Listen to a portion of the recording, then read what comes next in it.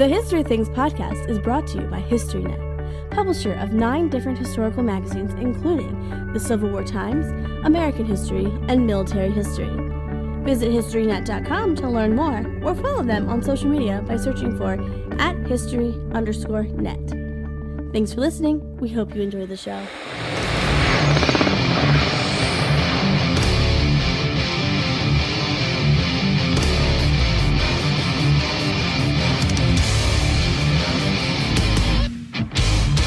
Are you ready?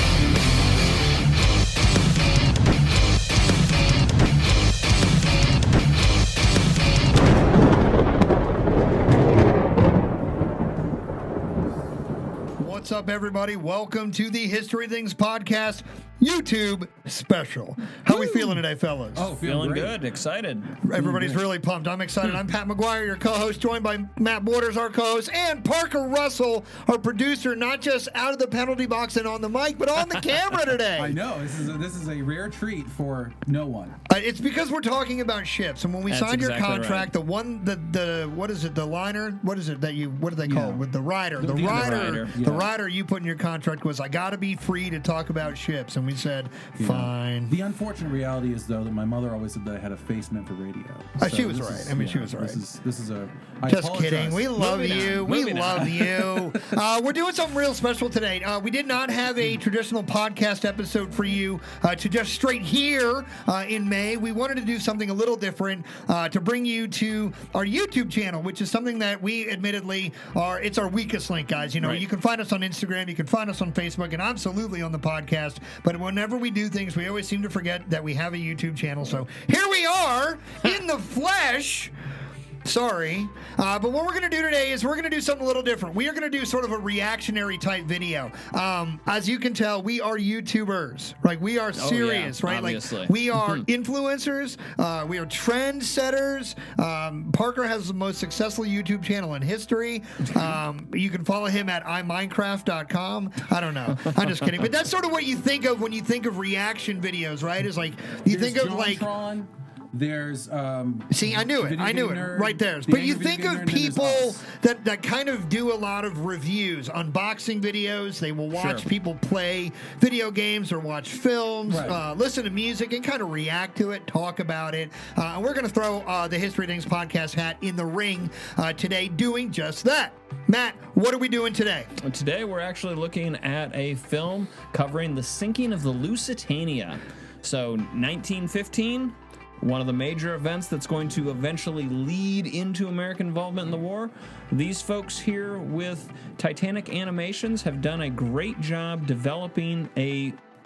What would you say? It's like a real-time sinking. Real-time sinking. When I went through a bunch of these to find kind of the right one, and we really settled on this one because not only was it really well done visually, but they added just the right amount of extra information to kind of help you understand this, terrible, we'll call it 20 minutes just for roundabout sake, but it's like 18 minutes of absolute terror and tragedy. But, sometimes you get so lost in so many things happening at once, it's hard to kind of slow down and look at particular things, and they did a pretty good job sort of posting the information as the ship went down. So we're going to kind of watch the ship go down with all of you today, and we're going to kind of talk about it as it happened. So we're going to push the play button. If you want, you can go to YouTube. You can pull up the video on your own, and you can, I don't know how, can you watch 2 YouTube videos at once? On 2 different devices. So you got to have, obviously it's the 21st century, probably you have 2 devices. So pull out your iPhone and your other iPhone. 2 devices just in my kitchen. That's right. God, I forgot. I'm the most famous YouTuber of all time. That's right. Minecraft.com. But go ahead, and if you want, you can watch along, or just when this video is over, you can watch the direct video. We'll include the link in the show notes. We will include the link at the ending credits of this production as well. But let's get right to it, guys. You guys ready? Absolutely. You guys ready to sail into contested waters? A war zone, if you will? Yeah. Parker? As a bunch of Americans, do we know where we're going? I have never heard of World War I. I have no idea what's going on. Yeah, I know. So there was nothing in the paper. Nobody told me about this. I mean, England's fine. They're not at war. Matt, how do you feel as an American getting on the Lusitania in early May 1915? To be perfectly honest, I think many of the passengers on Lusitania, even the Americans, were quite nervous about the situation. Unbeknownst to what Parker was saying, there had been warnings, as we discussed in the earlier podcast episode. The country was very well aware of the situation in Europe at the time, and the German embassy had put out yet another warning stating, look, this is a ship that is moving into a contested war zone. Parker, where in the newspaper was that ad placed? That ad was a half-page advertisement that was placed directly next to the Cunard schedule and the Lusitania advertisement. So basically, it was not a secret what Germany was planning. The thing is, nobody actually expected them to do it. Yeah, the potential was definitely there, but at the time, of course, nobody was really expecting that this would happen, and Britain was kind of giving everyone a little bit of false information, I think, in my opinion. Well, that's a little foreshadowing. At least false confidence. False confidence, thank you. So if you want to hear our thoughts on potential American arrogance and hubris, go to the actual Lusitania episode. It came out back in April. You can download it wherever you download any episode of the History Things podcast. But for now, let's get right into the sinking itself, and we'll discuss some of these matters as they come up. But are you ready? Yep. Oh, yes. All right, we're going to hit the play button now. So this is the Lusitania sinking in real time as presented by Titanic Animations. I'm going to turn the volume up because I am so hip that I am If only deaf. I had a producer that could do that for you. There it is. Parker That's earning the what I paid dollars. the small All right. Let's not blow our eardrums out. That's up on 30, big guy. Well, I mean, don't you want the real experience? Yeah, you're right. All right, so we're getting through the early credits here, the YouTube stuff. All right, so this says this real-time animation was made for fun and not intended to be taken as a, quote, final word or, quote, authoritative take on the sinking. It was comprised via research, and I can't read fast enough for that. 2:10 p.m., Friday, 7th of May, 1915, approximately 18 kilometers off Old Head of Kinsale. Was that dramatic And enough there for you guys? she is. And All right, so we're right into it. So the torpedo strikes, so 2:10 p.m., and immediately we begin the list. And this was Look how badly. dramatic that is. This was one of the things that really separates the wreck from Titanic. We're not going to go into Titanic. We were stressed that. We did that a lot in the episode just for reference. But, you know, when you compare how these big dramatic ship sinkings happen, the list was sort of dramatic right away. And then that second explosion, right?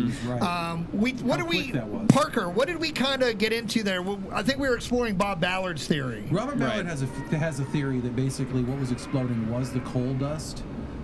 He does state that there was not another ship like it that had a coal dust explosion of that era. Okay. But a coal dust explosion does make sense. You know, we talked about this before with the end of the journey. These coal bunkers that already were not full because there's a world war going on. They're getting close to empty because we're pretty close to port. And well, can we flesh that out for a minute? I mean, sure, Matt, let's talk about that, right? So, like in the pre-war, vein of doing things, you're going to be flush with coal and all this stuff that you need because you have it available and there's nothing going on. But we're in war, so resources are you take what you need plus a little bit more, right? So by the time you're getting to the end of these trips, the coal bunkers, like Parker was just saying, are going to be basically just the dust at the bottom. They'll have used everything. What are your thoughts on the dust floating, the compression in the room?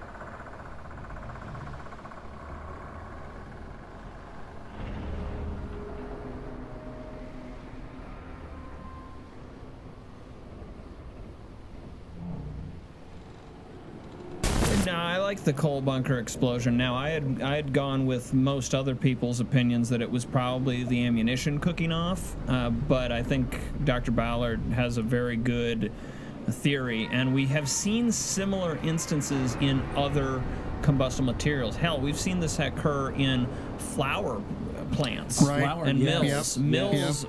Flour mills and things like that are extremely combustible. That's right. We've seen this in corn silos when they'll kick up a ton of dust and things of that nature. All right, so we have boats 2 and 4. Lifeboats 2 and 4 had their pins released and they break. They both fall into the sea, and immediately the power is going to go out. I think we're roughly only about 3 minutes into the actual sinking thus far. So what's crazy, by the way, we'll talk about it after the ship's over, but it's just how many of the lifeboats were lost, or unusable. So and these are big too. These aren't little dinghies. Pat, you were commenting in the original episode. These lifeboats weigh multiple tons. Yeah, leading tons, to. Right? Yeah, I mean, I think it was 2 to 5. I think it was between 4 or 5 tons, honestly. Yeah. But we talk about like some of the more grisly deaths on Lusitania potentially were relevant or related to the lifeboats swinging back into the ship, when the ship list gets really dramatic and things like that, and people are crushed. All right, so Captain Turner has given the order to abandon ship. So he realizes now Lusitania is not responding at the helm, the power is out, and they are taking on water, and they have not slowed down, which I feel like when we went over it in the main episode that they have realized at this point that the speed of the ship is dooming them. Right. It's forcing water into the hull. Forcing water in as it's moving along at an incredible rate. All right. Multiple tons per second of water is being poured and forced into the hull at this point. All right, so boat 16 is being lowered, and as it's being lowered, it's going to break apart. Oh, man, Jesus. and just in the water. It's going to have people in it, and obviously... Now, that I like is probably what not they've good. done here with the production as well, because we're actually not seeing the chaos on the decks that would have been occurring at this time. It is very tasteful, for sure, because this would have been very horrific to watch. People absolutely panicking. Something I wanted to mention before, too, is right after that torpedo hit, did you guys see the blades just rising out of the water? No. It was just like this immediate list. Well, the list is dramatic right away. Exactly, and it's just this video does a really great job of, you can read a book and you can just kind of picture in your mind because, it's listing. This video does a really great job of showing how dramatic that list probably was. Parker, every time they're showing the full length of Lusitania, they have 3 of her funnels going. Yeah. Was the 4th funnel a false funnel, or was that mostly for steam? A question I actually had for you guys as to whether or not you guys knew this. I know the answer. If you look back to our White Star Line episode, we actually addressed the 4-funnel liner thing. But that was for the White Star Line. But we researched it, and it is for both liners. Really? It's the ventilation. It's the ventilation. Okay, for the cooking. Yep. Yeah, So, Parker, real quick, quick, as we don't push pause, but just can you pull up the time and see how much time has elapsed? Right now, we are at about 6 minutes and 44 seconds. Look, we're already up to the bow has sunk so far down that the anchors are now about to hit the water line. So Lusitania is beautiful ship. Going down very quickly. Obviously, Lusitania at this point sporting the black funnels, not the standard livery of the Cunard red. This was, I guess, the wartime concession that we're not going to. What's the word I'm looking for? We're not going to dazzle paint. But we do have to get rid of your super bright funnels. Look at how her stern is rising up. And you can start to see the blades chopping the water from her propellers. Now, let's do a little hypothetical for you two. We're on the ship. What's going through your minds? Try to put yourself in the place of people like you realize what's happened. Captain Turner has said, abandon ship. What are you doing? Are you looking for lifeboats? Are you looking for personal flotation devices? What's your mindset? We'll start with you, Parker. Oh, of course, because I have no answer. It's hard to put yourself. It's hard to put yourself in a moment like this. Of course, you spend, as a person, as kind of like a maritime historian guy, you spend some time kind of putting yourself into their shoes. Every time I think about this topic, it's really hard for me to. I would like to say, oh, I'm going to be on deck, helping everybody in, I hope that's what. Do we know, before I ask you, Matt, directly, do we know if there's any women and children first order being given like there was on Titanic? No? Not that I'm aware of. This happens so fast, everybody there's just says, also get room off in the the ship. lifeboats for everyone now. Right. Because we're in 1915 now, and the regulations are such that there's room for everyone. So it doesn't really matter when you're children first. All right, there you go. The stern is up out of the water. Note that she has an American flag hanging off the stern. A bit of controversy that the English Admiralty was sort of having its Royal Auxiliary cruisers do. Often, it is one of the things that gets Churchill in trouble at one point, having ships sail in under American flags, kind of creating the prototypical literal false flag. That we're not going to go down that rabbit hole. All right, what do we got here? We got another boat coming down. All right. So when it comes to how we feel about being on these ships, I think both of you guys are in a very different situation being parents. So That's this right. is boat number 10 that's coming down right now, and it's about to capsize due to rubbing up against the side of the ship. And so it's going to dump anybody who's in that right into this ocean. Can you imagine you got in the boat, it's going down, that relief you're feeling, and then suddenly, boop, you are swimming in the, where are we, the South Irish Sea at this point? Right. All right, so go ahead, Matt. This is a huge part of the problem too, is because anyone who's ever taken a cruise or been on a large ship, you have the mandatory, this is what you do during a sinking situation, this is how you put on your personal flotation devices, this is where you go to evacuate. Right. None of that is happening with these vessels. Parker's right.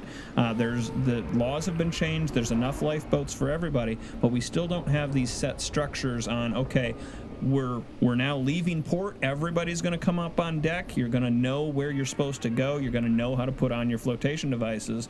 And unfortunately, these early flotation devices, there were many accounts of the dead being pulled out of the water wearing life belts and flotation devices improperly. Yes, also one of the things that we learned about the lifebelts was that the lifebelts were actually semi-dangerous for the people jumping out of the ships. I mean, people were being pulled out of the water with broken necks and things because the cork, and some of the people were jumping from such high elevations off the port side and the starboard side of the ship that when they hit the water, the cork would kind of jerk their necks and break them. So a couple things. Boat 17 is launching. It's going to turn over while lowering. Avis Dolphin is one of the famous survivors of the ship. She'll be involved in this. Prior to when Matt started talking, the ship had slowed down enough to start launching. Boat number 9 is going to be lowered, but there's a problem. So you can see that it's just chaos. Not just in the fact that it's going down fast, but nothing is working right. Like the falls aren't working, the gears are hanging out, the davits are all kind of being weird, and this list is just... It's just wreaking chaos on the ship. On the one sea, you can see we're losing more boats in the back. There it is. You can see how some of these boats are starting to swing away from the ship, and that means on the other side of the ship, they're going to be leading into it. When we were talking about the 5-ton weight, this is where we talked about some of the grisly deaths that take place on Lusitania. Now, there's one thing interesting about the lifeboats that are on the other side, rubbing the side of the boat as it's going down. And boat number 9 is never released, and it's dragged down with the ship. Look at that image, just dragging it. She makes it down to the water, but then it can never detach properly. Exactly. On the opposite side of the ship here, what's going on is those boats that are rubbing against the ship. What we see here in this beautiful video. All right, boat number 1 launched successfully. So I believe that's one of the first boats, if not the first boat we've gotten away successfully. Keep going, Parker. Sorry. So this side of the ship, you see how nice and smooth that is? In real life, those are iron plates. Yeah, right. So those boats are hitting against those iron plates as they're going down the ship, which is causing damage to these lifeboats. All right, so we've launched 2 boats. Both have failed to do their jobs properly. One rolling inward, one rolling outward, both dumping their people right into the sea. And you can see the list of Lusitania is really getting dramatic at this point. Look at those propeller blades. Boat 14 is going to right itself. Its plug getting fixed in place. So having gone down in a weird way, dumping its people, it's going to get fixed. Let's see. In total, Boat 14 capsized 6 times. Jesus. Only 11 of its 60 occupants are going to stay on board. That's the other thing that we really don't get into is like once the big ship is gone, the lifeboats themselves have their own odysseys. I mean, they're flipping constantly. Some of them are, I believe, one sinks if I'm not mistaken, but they are definitely not safe havens outright. Well, what was interesting when researching this and reading books like Dead Wake is how many of these capsized lifeboats will become little islands of mercy, if you will, for these survivors in the water. They're pulling themselves up onto the capsized ones, anything to get themselves out of the water. Now, this is not a North Sea or North Atlantic situation where the water's almost freezing. That's about 55 degrees. Right. But still, hypothermia will set in after 2-3 hours in the water. For context, right, what Matt's talking about, in the Titanic situation, people were dead basically within 5 minutes of hitting the water. And it wasn't necessarily in that case, remember, from hypothermia. It was more the shock. I mean, bodies were essentially, it would just stop your heart. You would have a cold-induced heart attack and just kind of shut down. But with the water being significantly warmer, another 20, 25, maybe 30 degrees warmer in this instance, it basically takes that 5 minutes and drags it out to an hour and a half. So you do have a ton of people that go into the water and see Boat 21 on the stern, another successful launching. You do have a ton of people go into the ocean that will die similarly to the way passengers died with Titanic, but they didn't do it in such a quick, dramatic amount of time. In fact, arguably sadder. It took a longer. Yeah, there was a mercy in the 5 minutes with Titanic passengers, but here in Lusitania, there were passengers in the water for hours before they succumbed. And I was just telling Matt to look at that list, that boat that just landed in the water. That pull out from the ship is just... So Lusitania is now going to begin what I guess is considered her final plunge. She's gone 2 miles since she was hit by the torpedo. The forecastle is in the water now. The list is very dramatic. Very dramatic. If you were standing on the deck of the ship still, you would be looking like you were in a Michael Jackson video. Smooth criminal, leaning for days. Captain Turner is still on the bridge. Yes. At this time. He, like Captain Smith, like other captains of the day, intends on going down with his vessel as the maritime honor tradition demands that the captain goes down. It's not even the honor aspect. It also has to do with the insurance of the ship to make sure that you've done everything in your power to save that vessel. Including give your life. Up to, yes. Something that's also important to remember is that when Lusitania lost power, she's going to have a lot of people trapped inside her, inside of the elevators, below decks with the watertight doors. All of those were electronically controlled, and they're in there. They're in there to this day. That's one of the things that really messes me up. Let's see. Some survivors report hearing roars of explosion as the ship founders. I bet you that's just the metal of the ship bending and popping with the pressure that's beginning, the pressure of the water, not necessarily the pressure of the depth, but getting back to what I was saying, just you don't even have the ability to fight when you're trapped in the elevator. So like Parker said, he was still on the bridge. He swept from the port bridge into the sea. He will be pulled out alive.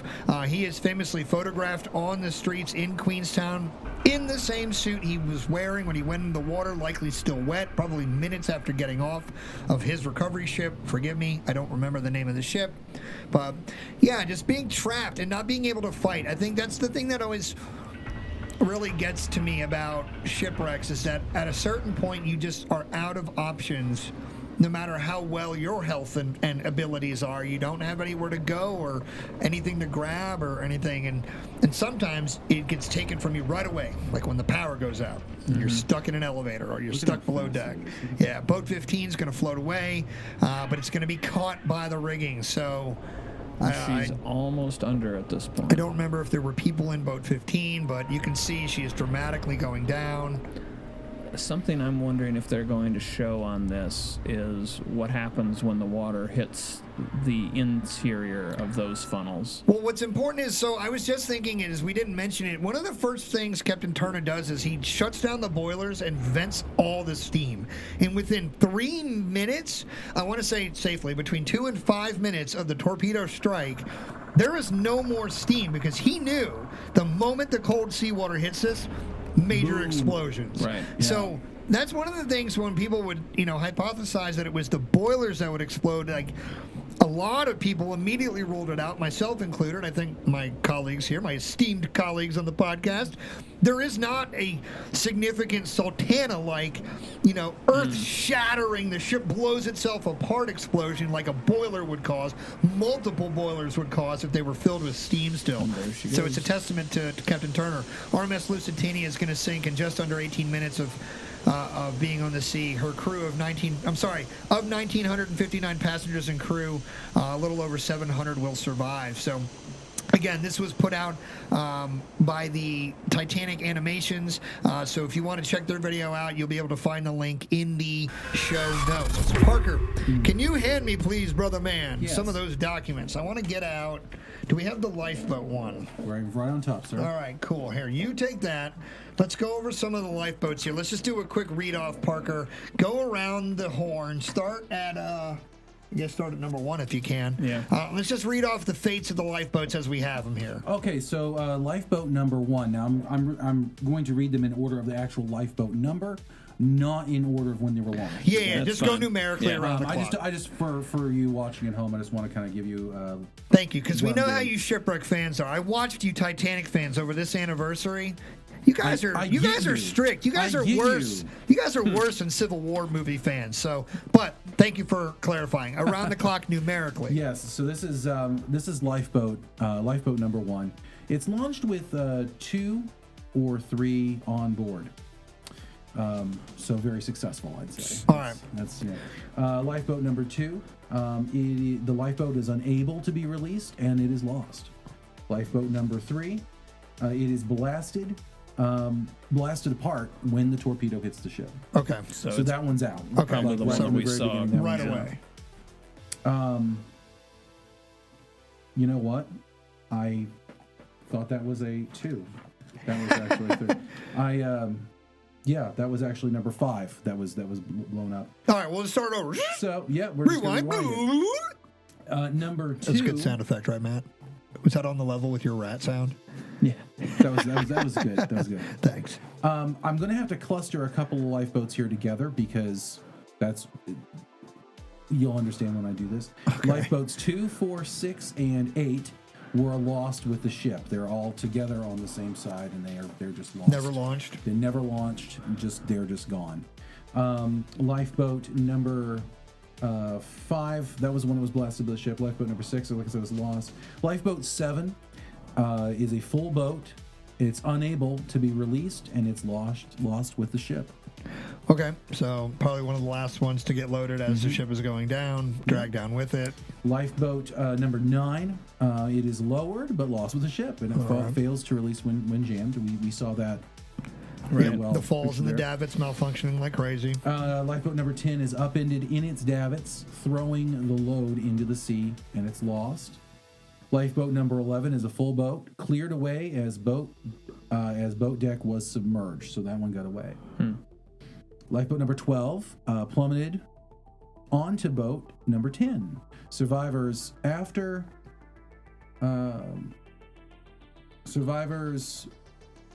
alter control of falls lost. That doesn't make any sense.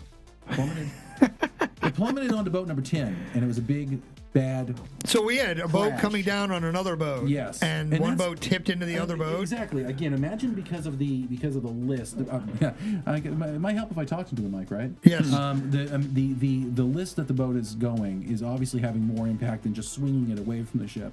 It's having that impact where it's actually like it's driving the other side, right? Yeah. Because you're not just going to the side; you're going to the side and forward, and you're going to the side and forward at a pretty great rate. Yep. So it's not. I mean, it doesn't take much to actually just imagine that scene where boat 10 is being slung forward, or boat 12 rather is being slung forward and dropped onto that. I could imagine being in the lower boat and seeing the other one come down on top of you. It's a terrible. Yep. It's a terrible thing. And again, these boats are not light. They're not like inflatable rafts here. No. They're several tons apiece. Yep. Where were we? Boat number 13. Half full and released at last moment. All right, so got away. Boat number 14 was launched with 40 people on board, but it leaked and capsized repeatedly. That was the one that kept repeating over 6 times, I think they said in the video, right? Lifeboat number 15, 80 on board, just missed the funnel, half transferred to boat number 1. That had 3. Yes. Now we're looking at number 16, that is lowered but capsized by the reeling ship or the rolling ship. Boat number 17, upended, lost with the ship. Boat number 18, swung inward and injured, and killed a bunch of people on deck. Boat number 19 was lost with the ship. Boat 20, it falls. Basically, it was lost with the ship as well. 21 was lowered to the sea into the debris, and it was released and saved a full load. That's good. So basically, it was like a rescue ship. It was the lifeboat for other lifeboats, basically.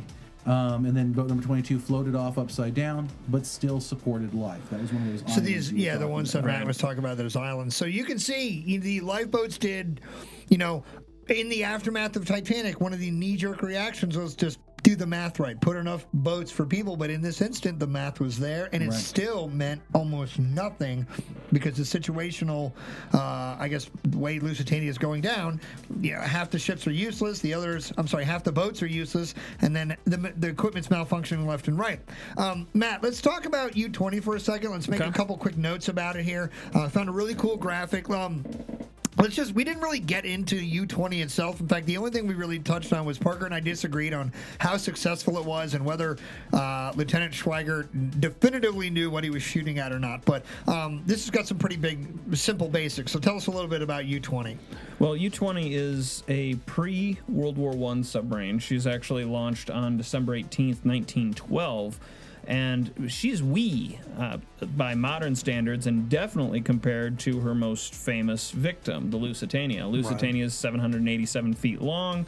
The U-20 is 210.6 feet long, so she's very small. Yeah, she's tiny. She's a minnow. Yep.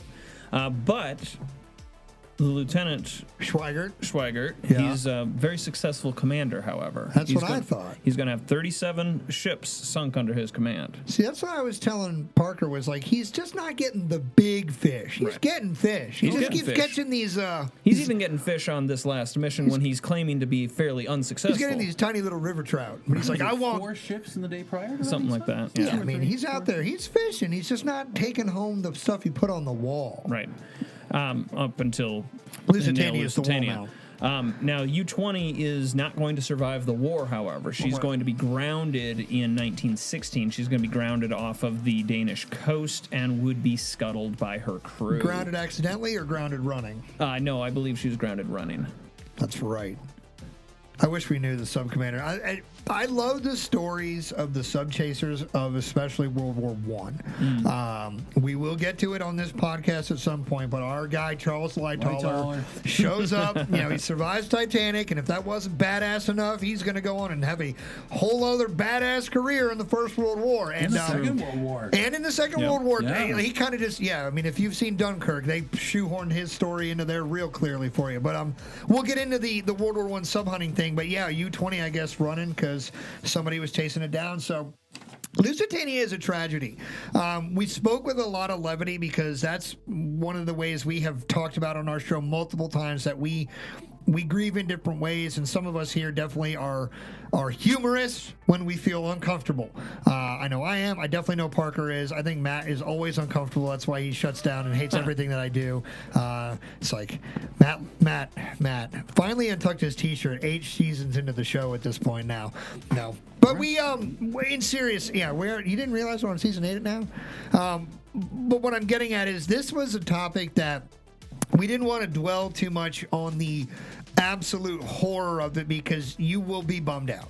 I mean, you would just be straight up bummed out. But we did want to talk about the events and their significance and some of the controversy and debate. And I'm actually super glad, Parker, that not only did we have the spirited conversation we had, but I'm glad that Matt gave us the blessing to let that one ride out to final production, because I think it's important that people hear, not just debate or spirited debate, but they hear it from people that get along and are friends, because you don't just disagree with people that are your fundamental enemy. There are things that are sensitive and weird, and we all have different perspectives on them, and sometimes it's in our contemporary world, and oftentimes in our world as historians they are from a long time ago, so we have the luxury of having perspectives with lots of armchair length between us and the event. So, would you like to be vindicated though? Like, you don't need vindication because you were right. But would you like some vindication? You want to do this on the air? Go for it. Yeah. I told you. And look, listen. If I'm wrong, I'll just own it. And I haven't told you this yet, but I was at Easter dinner, and with my wife's family. Well, I guess it's my family. I guess technically, right? I don't know how you. What's your that's dynamics? that's up They're to you, from man. Maine. The dynamics are weird. No. They're from Maryland, so apparently they're okay in your book. Oh yeah, they are. Yeah, they're normal. Yeah. So they were unfamiliar with the story of the Lusitania, and I was explaining to them, and I said, we just did the podcast, and there was we had a little bit of a debate on the show as to kind of. Not the word. I didn't use the word fault, but culpability, responsibility, and I told them our positions, and they said, "Well, Pat's right," and I was like, and you were great. like, "And another part of me has died." Another part of me has died. No, but I mean, what I love about that is that I would think if I was pitching anybody's argument better, it would have been mine. So even with my own, did I Stockholm syndrome you into my? That's how I'm on the show is Stockholm syndrome. No, but Patty Hearst and Parker Russell. Even with my own kind of unconscious confirmation bias type of thing that I could have done in an argument. Your argument still has a great deal of credibility. Well, so I mean, thank you. I think and that's the thing. Like, it's important to have conversations because that's how you learn things. And I want to state for the record, it's not. I have absolutely none, zilch disrespect for your position whatsoever, and I wanted that to come across in the recording, and I hope it did. Yeah, well, I'm just going to go ahead and put this on since I'm right. Just reinforces that I am and we are the world champions of historical podcasting. I didn't really need to be right for the record. That's not what I was about. I am humored. I'm humored as friends. Yes. Because that's one in my column, big guy. But in reality, that's not what my goal was. In reality, I just wanted to highlight that there is a response. Bastard. There is a response. Pat, if you have, then you know that the W. He's about the W. He's about That's the W. True. Have you ever seen the coach in the original Mighty Ducks film? Quack, quack, quack. That's Gordon Bombay. I mean the coach for the bad guys team. Oh, yeah. Yo, I'm definitely that guy. Yeah. I don't remember his name, but I'm definitely about winning. There's no use to win if you can't win big. That's right. You're right. Go big or go home. But in reality, I wasn't trying to do the wins and losses thing. My point was illustrating that responsibility in all times throughout history is to the individual. We are responsible for ourselves now.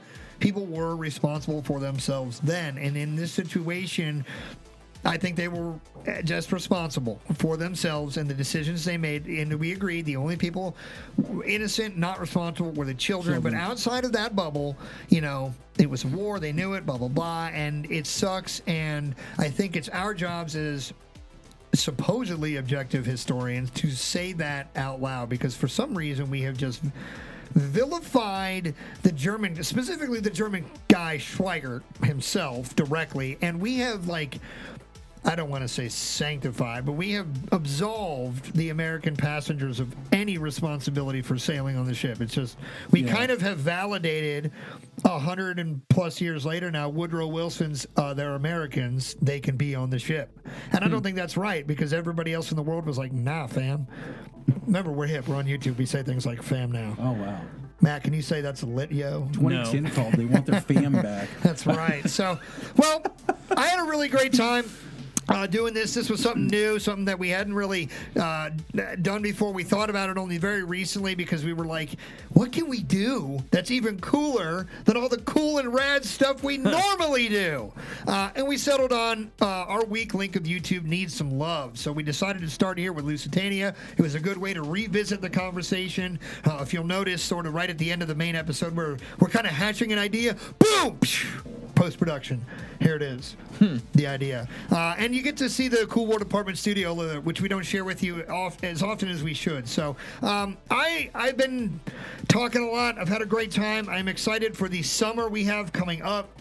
We have an absolute blitz It's true. That's the word I'm going to use. It's a blitz. It's going to come at you fast. It's going to come at you hard. And there's going to be a ton of information. We have some heavyweight. Does it have the blue ribbon? Did it win the blue ribbon? Did we ever settle on if I pronounced that correctly? I think I was right wrong. in a weird way. I think we're all right in a weird way. All It's right. ribboned. I've heard it. Riband. I have heard it pronounced as Pronounce many the D, ways. no D, silent D. I've heard it pronounced every way. I purposely did this, folks. I actually was going back through all these documentaries that I'd seen for, how old am I? 153 years. No, we're hip. We're And- hip. Oh, yeah, I mean, I'm like 18. You're younger than I am. Yeah, bro. I don't know. I think you guys are the same age, actually. We're close. Probably. Either way, I'm the hip one, guys. There is a 4 in it. There is a 4 in it. I'll just admit there is a 4 in it, that's for I sure. don't know which digit it is. I'm not telling you. It's not the first one, though. Well, I hope you're ready because there's a lot coming at you. Scott Hartwig's coming up. Melissa Wynn's coming up. Many, many more. So, as always, the History Things podcast loves you. We are brought to you by HistoryNet. Make sure you go and get one of their 9 publications. Civil War Times is a favorite of ours. Military History Quarterly is another favorite of ours. Woo. So make sure you go get them. You're going to see our ugly mugs. That's true. We got an advertisement running this quarter right now. So, as always, I'm Pat McGuire. This is Matt Borders. That's Parker Russell. We are the History Things podcast saying see you all later. Have a good night.